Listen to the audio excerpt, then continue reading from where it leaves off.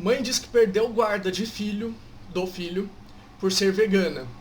Justiça do Paraná aponta negligência nos cuidados com a criança. Advogado afirma que mulher não foi ouvida para se defender e mostrar os cuidados que tinha com o filho.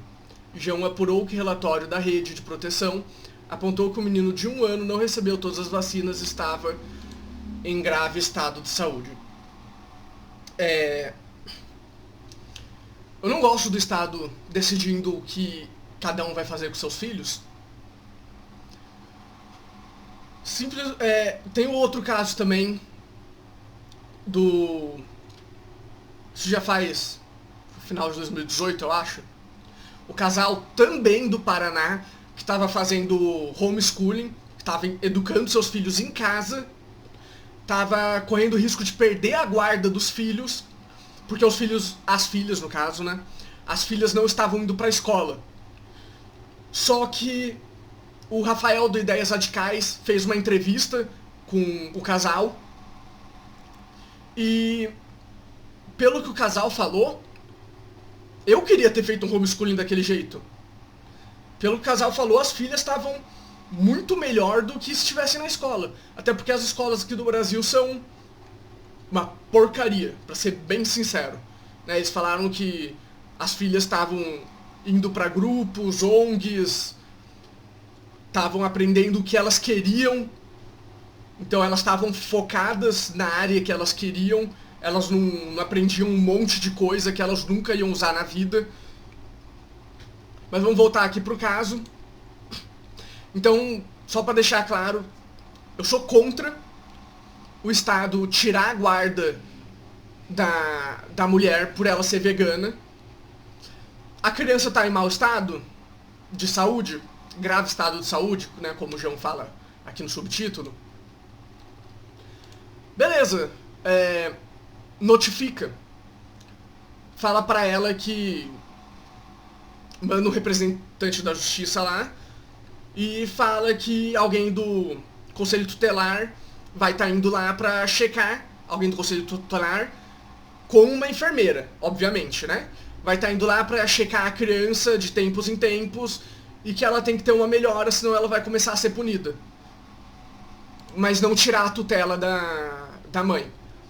Vamos lá, a paraguaiana Patrícia Garcia, que mora em Foz do Iguaçu, no oeste do Paraná, afirmou que perdeu a guarda do filho de 1 ano e 2 meses por ser vegana e por discriminação étnico-religiosa.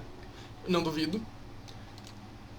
O G1 apurou que a decisão da Vara da Infância e Juventude do município, de agosto desse ano, então faz pouco mais de um mês, né? Aí, entre 1 e 2 meses, diz que a guarda do menino foi transferida para o pai, Júlio Moreira, de forma provisória, pois a criança apresentava grave quadro de saúde e não estava com a vacinação em dia. Para deixar bem claro, qualquer criança precisa tanto do pai quanto da mãe. Não precisa ser nem pai e mãe, pode ser pai ou mãe, mas tem que ser 2 figuras. Não pode ser só uma. Tá, então... Aí tá outro ponto, mas aí eu não estou indo contra a decisão da Vara de Infância e Juventude, eu estou indo contra a decisão da mãe, no caso, né? Até porque, aqui fala, a juíza entendeu que a mãe, que cuidou sozinha do filho desde a gestação, então tá aí o porquê de eu ter falado aquilo, foi negligente, que a criança corria risco de saúde, conforme a apuração de G1. Essa mulher é a mesma daqui de baixo? Nossa, nem parece.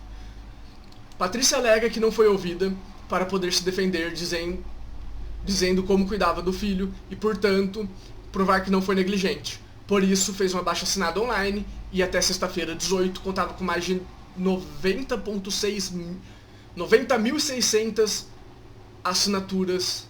Uau! Que bom pra ela. Até porque a justiça fala que todo mundo tem o direito de defesa. E todo mundo tem que saber quais são as acusações. Ela sabia qual era a acusação, mas ela não teve o direito de defesa. Então a justiça estava, de uma certa forma, errada.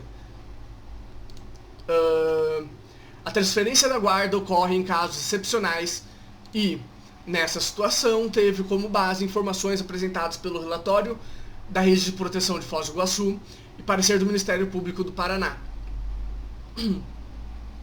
A defesa da mãe entrou com recurso no Tribunal de Justiça do Paraná e aguarda que a decisão liminar do processo que tramita em segredo de justiça seja revertida. Eu já falei um pouco de segredo de justiça no vídeo que saiu do dia 19, no sábado, no vídeo da Mariana Ferrer, que eu trouxe em mais detalhes o que aconteceu.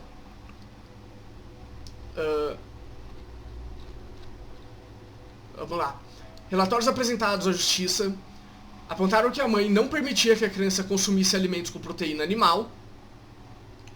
Isso é um pouco de negligência. Além disso, indica que ela não concordava com a aplicação das vacinas por questões pessoais e porque algumas eram de origem animal. Até onde eu sei, não. A vacina é o vírus. O vírus desativado que eles colocam no seu corpo, para o seu corpo criar os anticorpos em relação àquela vacina, em relação àquele vírus. A advogada da mãe explicou que a criança não estava com o calendário vacinal atualizado por recomendação médica, pois o menino estava apresentando reações alérgicas. Então, isso é um ponto que a justiça deveria considerar e checar com a médica para ver se isso é verdade. A defesa reforçou ainda que a decisão da justiça foi construída integralmente sob a alegação de que os hábitos alimentares e o planejamento familiar da mãe vegana oferecem risco à integração física e psicológica do filho. Eu vou parar aí.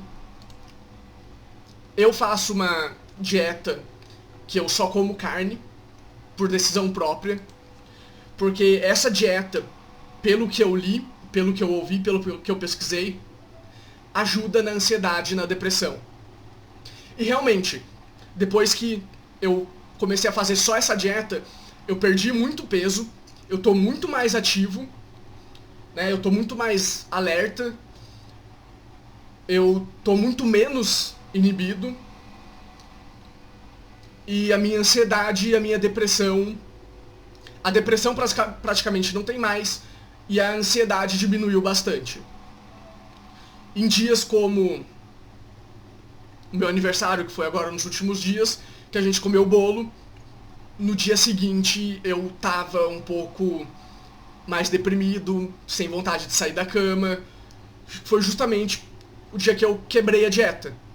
Quando eu quebrei a dieta, meio que voltou os sintomas de antes, de preguiça e não querer existir, basicamente. Ficou um pouco forte isso daí. Então, integridade psicológica do filho, eu concordo. A proteína animal, ela ajuda bastante no psicológico. Mas vamos voltar aqui. O G1 apurou que a equipe especializada que atendeu a criança constatou déficit nutricional, sequelas neurológicas, falhas no metabolismo e anemia grave. Isso tem que ser feito teste, tudo isso, no caso. A minha irmã é vegetariana e ela fez um teste enorme mês passado, 2 meses atrás, e tava tudo certo, não tava faltando nada, não tava faltando proteína, nada. Eu fiz um teste no início desse mês, a médica fez 40 tipos diferentes de exame pra eu fazer e veio tudo normal, né? Também não tá faltando nada. Ela só come verdura e eu só como carne. Então são 2 dietas diferentes, mas ambos estão com todos os nutrientes normais, não tá faltando nada no organismo, então isso daqui tem que ser feito teste, eles não podem simplesmente falar que aconteceu. Tá falando aqui que eles constataram, mas pelo que eu entendi eles não fizeram um teste, né? Segundo a defesa de Patrícia, o bebê está saudável e as informações apresentadas nos relatórios sobre a saúde dele ocorreram porque o menino tem hidrocefalia. Isso é uma doença no cérebro, não é? Essa moto passa aqui o tempo inteiro. Entretanto, a advogada afirmou que a criança está sendo acompanhada por uma equipe médica multidisciplinar da rede particular de saúde desde os diagnósticos e que um cômodo da casa foi adaptado para as fisioterapias do menino. O entendimento do advogado do pai é que a justiça leva em consideração o que for mais favorável para o desenvolvimento da criança. A defesa alega que não quer expor o menino e que, por isso, não dará mais detalhes sobre o caso. Os advogados do pai parecem... Eu não quero entrar em guerra com a parte da mãe, então a juíza que decida, a justiça que decida, e o que a justiça decidir a gente vai apoiar. Basicamente, eles nem apoiaram a mãe, nem atacaram a mãe. Que eu não sei qual é a relação dos dois, mas parece ser o mais sensato a se fazer. A Vara da Infância e Juventude de Foz do Iguaçu e instituições da rede de proteção informaram que não se manifestarão porque se trata de um processo sigiloso por envolver um menor de idade. É o que eu falei no último processo, no último penúltimo vídeo sobre a Mariana Ferrer. Amamentação. A criança ainda está em fase de amamentação e recebia leite da mãe. Com a transferência da guarda há mais de um mês, Patrícia entrega diariamente o leite materno ao ex-marido pelo portão da casa dele.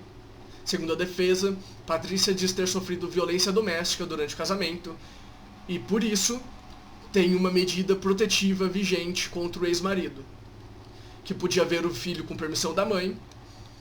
Procurada, a defesa do pai não quis se manifestar sobre o caso de violência.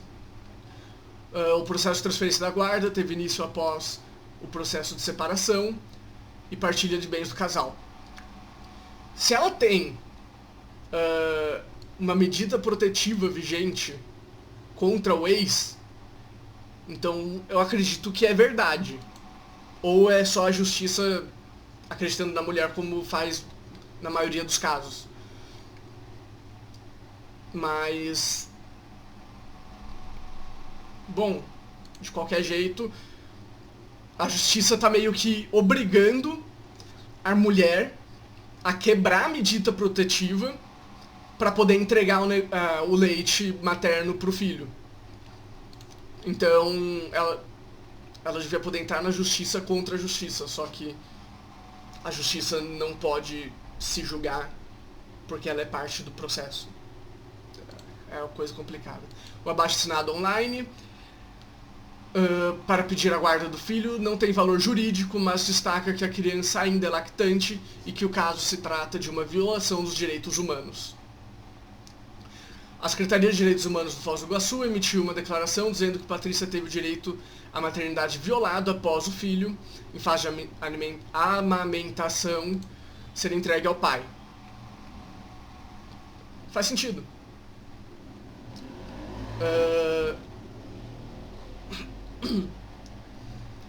O parto... O João apurou ainda que a decisão levou em consideração a informação de que Patrícia fez um parto em uma aldeia indígena no Paraguai sem nenhum cuidado. E isso foi feito por toda a história da humanidade praticamente. Só no último século que as pessoas começaram a ir pro hospital para ter o filho. Né? Por praticamente toda a história da humanidade, as pessoas tinham filho em casa, ou em igreja, ou na casa de alguém que eles consideravam um líder na comunidade. Mas vamos lá. Além disso, o documento diz que a mãe foi consultada em um hospital de Foz do Iguaçu com sangramentos, mas recusou que o nascimento do filho ocorresse na unidade. Segundo a defesa, Patrícia não teve sangramentos, o parto foi tranquilo no Paraguai e sem complicações. O nascimento do bebê teve acompanhamento de uma doula, acho que é uma mulher, uma parteira. Ocorreu em um local com a estrutura e foi no outro país porque a mãe estava sozinha no Brasil, longe dos familiares, informou a advogada. Teoricamente, se a criança nasceu no outro país, ela não é natural do outro país? Enfim. Bom, mas a mãe não poderia deixar o filho no Paraguai e vir morar sozinha aqui, né? Como a criança é de descendência indígena e adepta à religião Hare Krishna, nunca ouvi falar dessa, a defesa entendeu a suposição de que o parto tenha sido feito em uma aldeia como discriminação étnica religiosa. é um jeito de se ver, porque o parto foi tranquilo, pelo que tudo indicou, então o hospital é só uma necessidade para fazer a pessoa gastar dinheiro, né? Pessoa que não tem